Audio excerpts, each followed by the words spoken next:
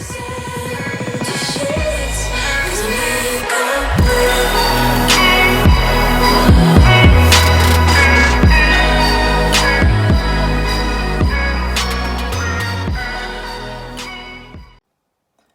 à tous les amis, c'est Feigen, j'espère que vous allez bien.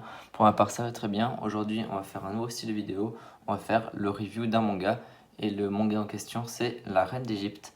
Donc La Reine d'Égypte c'est un manga écrit par Shi Inudo aux éditions Kiyun Kizuna. Donc pour l'instant on est à 7 tomes en Europe comme au Japon. Et je vais tout de suite vous présenter un petit synopsis de l'œuvre.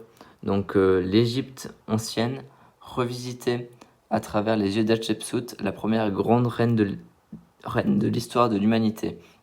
Reine d'Égypte n'est pas seulement un régal pour les yeux, c'est aussi une fresque historique minutieusement documentée sur le combat d'une femme trop libre pour son époque.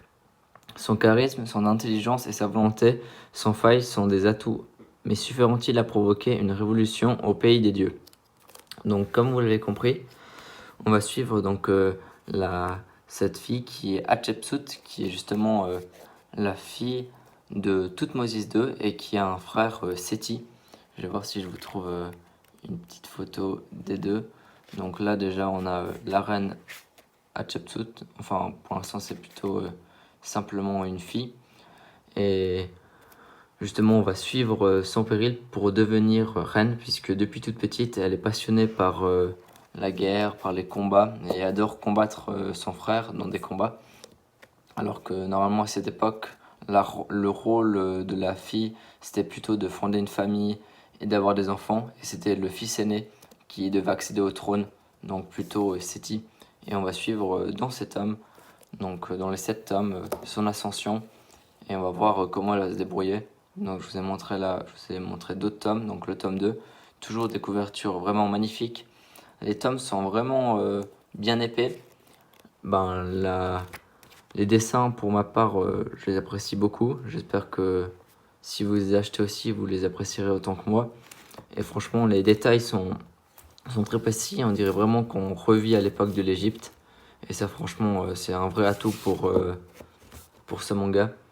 Donc le prix, il me semble que c'est assez raisonnable. Vous le payez, il me semble, 10 €. Donc pour cette qualité et puis cette envergure de livre, franchement, ça vaut la peine. En plus, on a beaucoup de scènes. Donc on a des scènes de combat, des scènes plutôt très tranquilles où ils sont en train de discuter.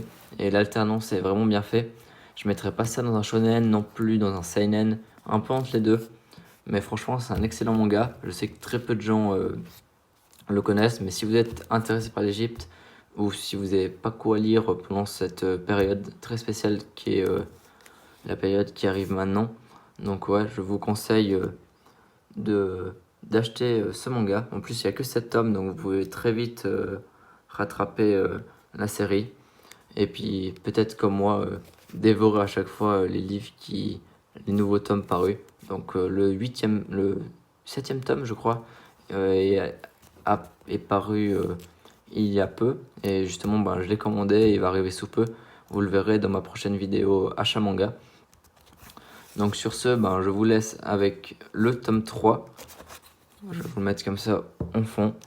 J'espère que cette première review vous aura plu et j'espère vous avoir donné l'envie de lire aussi ce manga. Et sur ce, n'hésitez pas à me dire votre avis en commentaire, à laisser un pouce bleu, à vous abonner et je vous dis à la prochaine. Allez, ciao tout le monde.